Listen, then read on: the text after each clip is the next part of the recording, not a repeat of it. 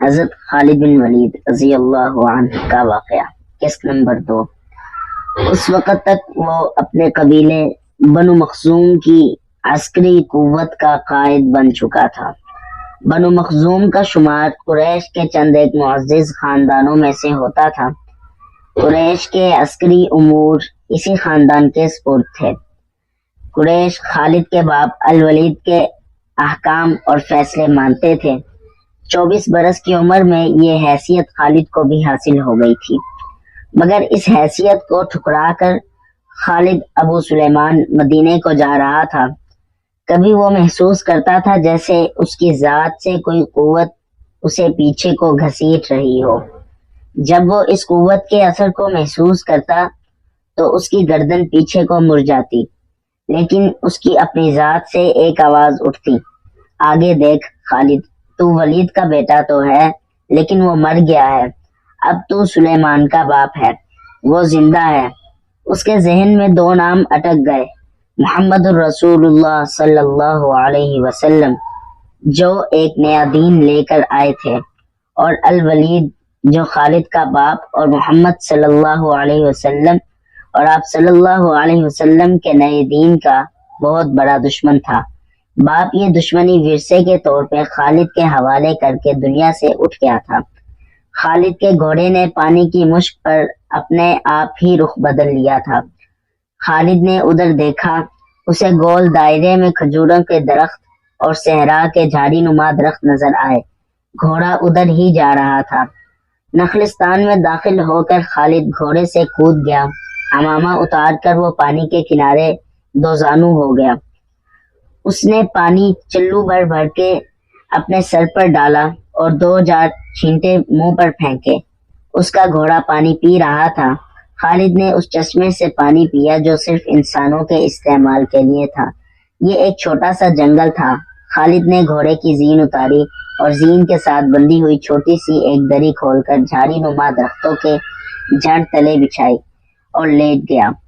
وہ تھک گیا تھا، تھوڑی دیر کے لیے سو جانا چاہتا تھا، مگر اس کے ذہن میں یادوں کا جو قافلہ چل پڑا تھا وہ اسے سونے نہیں دے رہا تھا۔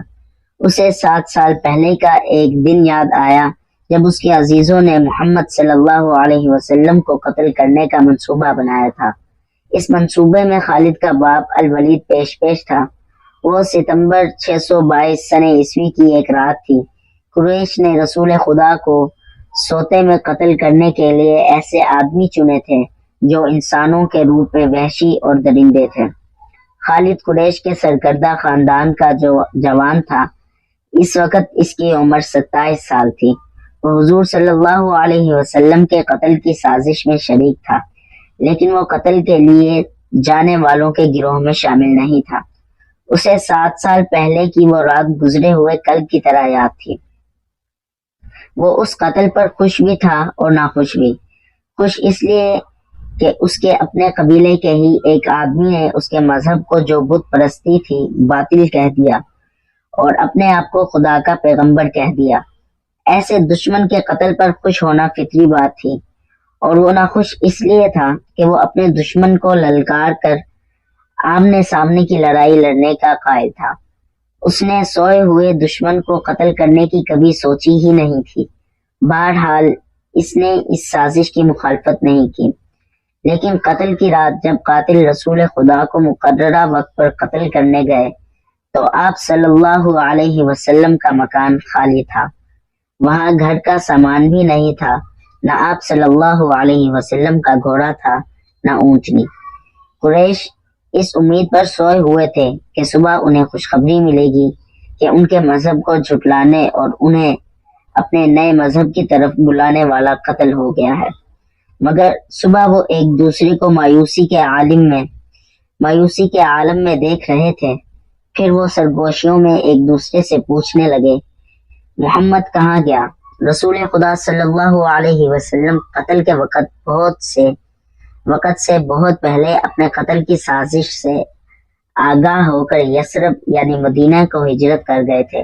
صبح تک آپ صلی اللہ علیہ وسلم بہت دور نکل گئے تھے۔ خالد کے ذہن سے یادیں پھوٹتی چلی آ رہی تھی۔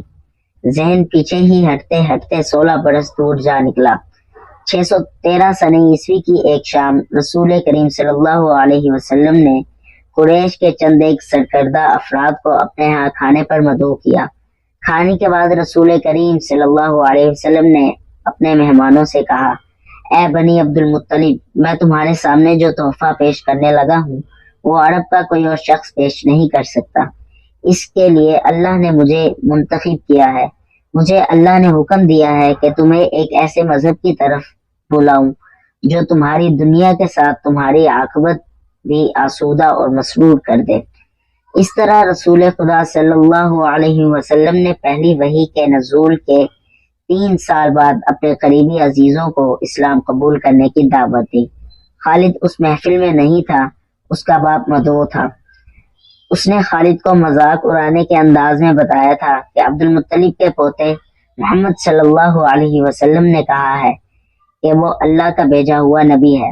ہم جانتے ہیں کہ عبد المطلب قریش کا ایک سردار تھا۔ الولید نے اپنے بیٹے خالد سے کہا، بے شک محمد کا خاندان اعلیٰ حیثیت رکھتا ہے، لیکن نبوت کا دعویٰ اس خاندان کا کوئی فرد کیوں کرے؟ اللہ کی قسم اور حبل اور عزا کی، میرے خاندان کا رتبہ کسی سے کم نہیں۔ کیا نبوت کا دعویٰ کر کے کوئی ہم سے اونچا ہو سکتا ہے؟